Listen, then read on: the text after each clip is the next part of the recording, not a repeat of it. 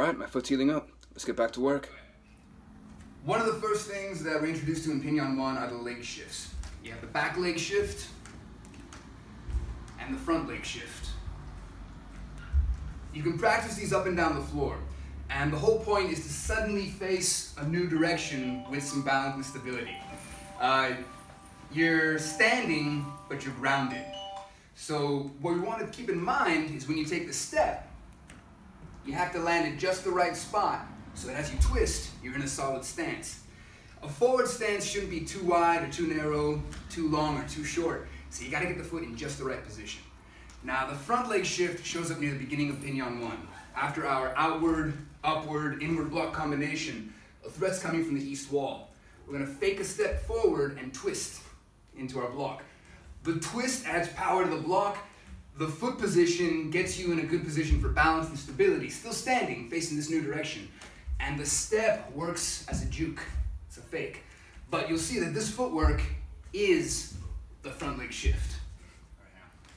Before we talk about the back leg shift, I want to show some bunkai. So Dave, come on here. Let's see the right leg kick. Right leg. Again? Go ahead.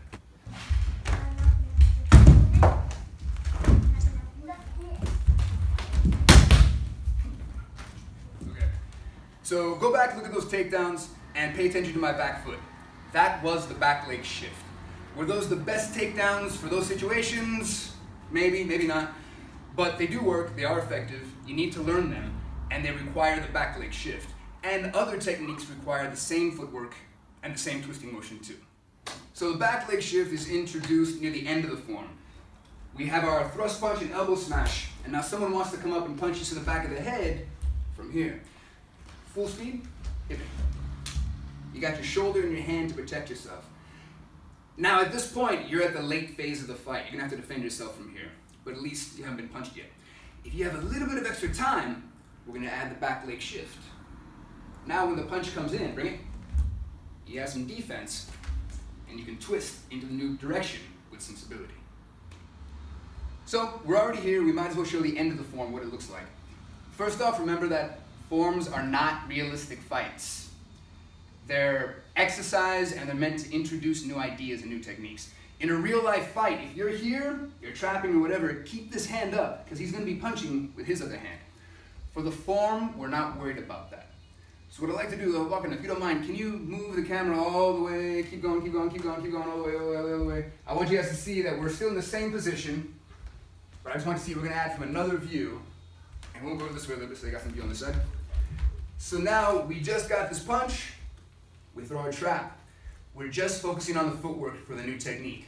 I'm going to step into my horse stance and downward bottom fist into the groin. Now we'll talk about that backhand. Go slow for now. He wants to come in with his punch here. Full speed. Ready? And go. That's the same cat stance, brush block, back knuckle we have in punching attack 2A and 2B. So the Pinons also introduce our cross blocks. Against a low stab coming in, we have a downward cross.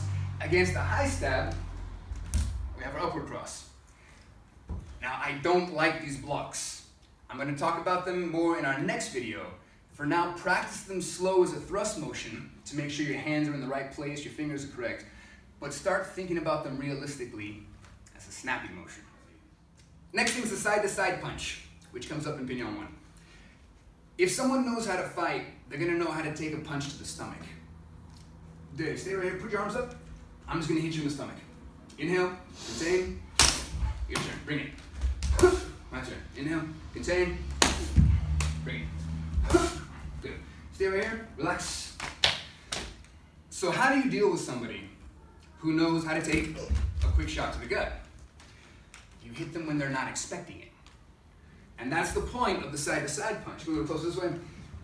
Doesn't matter if I'm in a traditional position or my hand's here to the side. I'm drawing a straight line to the target, to the solar plexus, to try and catch him off guard. My elbow's doing the same thing behind me. If I'm throwing a side-to-side punch here, the elbow's trying to catch him at the same time. So both are meant to be a surprise. Good. Last up is the squatting position. As I mentioned before, the horse stance is not for fighting. We use this for limb control, for some limb breaks, maybe some stuff we picked up from Lua. But generally speaking, it's an exercise. It's a glorified squat. Now the squatting position, at the beginning of our forms, we start in set position, and someone wants to punch you in the face with the right hand. Bring it slow, boom. Now here's your target, full speed, full power. Hit my hand. Even faster, go. That's it. Here's your target, full speed, go. And there's the block we're going for. Stay right here for a moment, don't move. From our set position, the first thing we do is turn and look what's happening. Turn our foot at the same time to start moving. And block with the left hand. Try to keep your fingers together. Don't go low. You're gonna get clocked. You have to block high to make sure it works. Next is a front kick to his groin and a hook punch to your own hand. In real life, this represents a kick to his groin and a punch to his face. Thank you. You can back that up. The punching of your own hand. This comes from Kung Fu. And the idea is, if you want to punch something, you want to learn how to punch, you have to punch things. A punching bag, a makiwara board, someone's face. You have to make contact with something. Right now we're doing a form, we're not hitting anything. But why waste time? We might as well hit something to get our body more and more used to the contact.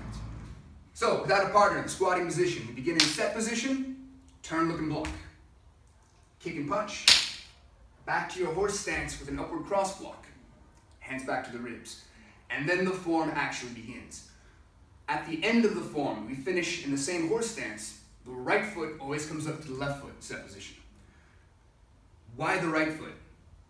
Why not the left foot? Why does it matter? Because at some point, you're going to do this form with 20 other people in a very small room. This is just to make sure you don't step on each other's toes. End of Pinon 1. The Pinons form an important bridge between our traditional Japanese-style kata and our flashier, older Kung Fu forms. They start with the same techniques and footwork from the kata, and they start introducing more and more Kempo and Kung Fu. The higher you go in the Pinons, the more Kempo and Kung Fu you start to see. This is for you history buffs out there. Pinon is not a Japanese word.